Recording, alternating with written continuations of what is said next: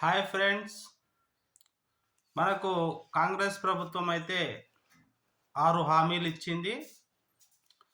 ప్రతి హామీకి కూడా ration card తప్పనిసరి అని చేసింది. అయితే రేషన్ కార్డు మరి ఎవరికి ఉంటుంది, ఎవరికి ఉండదు అనే సమస్య ఇక్కడ వచ్చింది. ఈ రేషన్ కార్డు మనకు ఇవ్వాలంటే గవర్నమెంట్ కొన్ని పాలసీస్ అయితే చేసింది.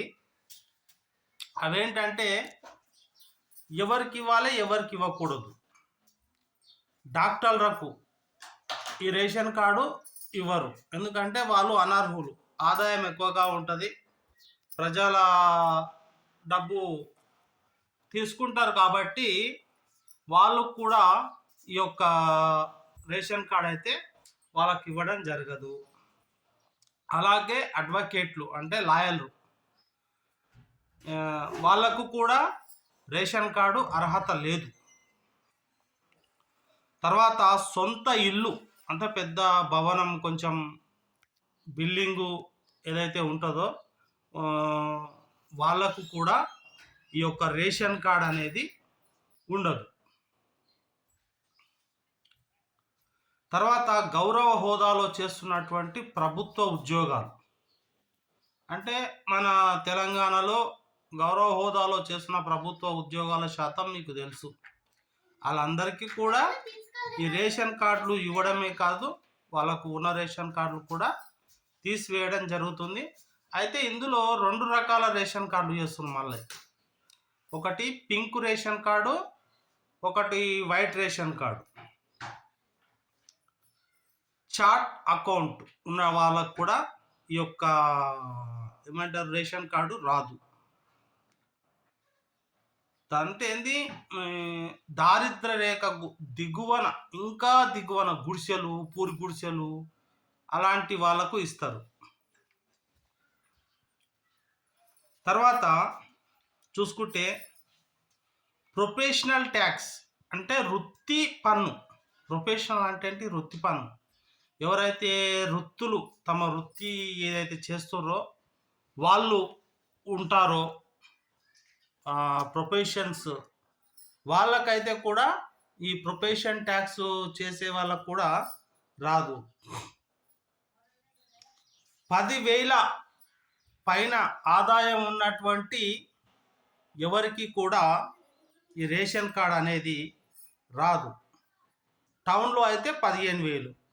చూడండి, సాధారణంగా ప్రతి మనిషికి ఈ రోజుల్లో 300 నుంచి 400 ఎక్కడ ఉద్యోగానికి వెళ్ళినా, భార్యాభర్తలు వెళ్ళినా 15,000 నుంచి 20,000 అందరికీ ఉంది. అంటే వాళ్ళకు ఆదాయం అయితే 20,000 వస్తుంది. ఆలోచించాలి, దీనివల్ల కొంచెం ఇబ్బందికరమైన వాతావరణమే కనిపిస్తుంది. 3.5 ఎకరాలు అంటే 3.5 ఎకరాలు సాగు భూమి, మనం పంటలు ఏవైతే పండిస్తుర్రో ఇప్పుడు వాళ్ళకు కూడా ఈ రేషన్ కార్డు తీసివేయడం జరుగుతుంది. గ్రామాలలో అయితే ఇప్పుడు 2 లక్షలు ఉంటాయి కొంతమందికి ఆదాయము 10 లక్షల్లో కూడా ఉంటుంది. అయితే మినిమం ఏం పెట్టిరంటే వాళ్ళకు ఉద్యోగాలు లేకపోయినా, పెద్ద ఆస్తులు లేకపోయినా, ఆదాయం ఉన్నా కూడా వాళ్ళకు కూడా తీసేస్తారు ఈ యొక్క రేషన్ కార్డు. బీడు భూములు ఉంటాయి కొంతమందికి, ఏ పంట వండాయి, ఉట్టి రాళ్ళు రప్పలు అలా ఉంటాయి, అలాంటి వాళ్ళకు కూడా 7 ఎకరాలు ఉంటే తీసేస్తారు. తర్వాత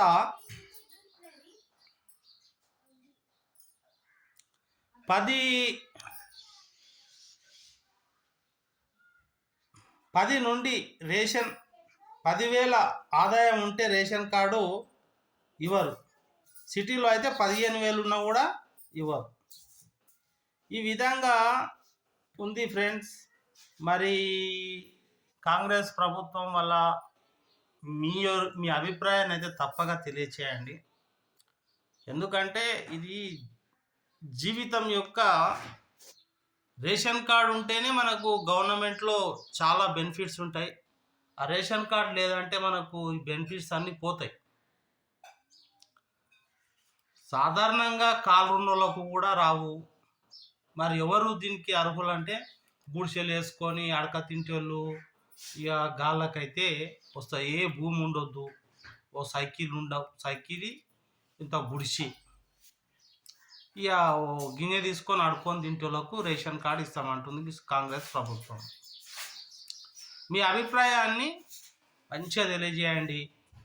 దీనివల్ల కాంగ్రెస్ ప్రభుత్వం పైన వ్యతిరేకత కూడా ఎక్కువ వచ్చే అవకాశం ఉందని ప్రజల అవగాహన తెలుసుకోవడానికి ఈ యొక్క వీడియోలో అయితే రేషన్ కార్డులు చాలా ఉన్నాయి.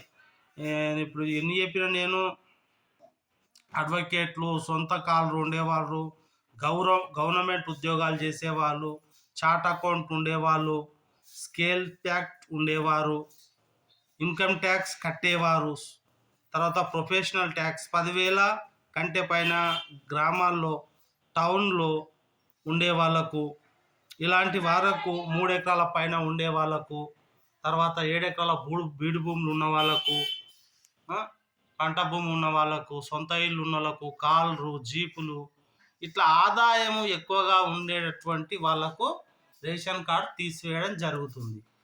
దీనిపైన మీరు స్పందించి మంచిగా కామెంట్ చేయాలని కోరుకుంటున్నాను. Thank you.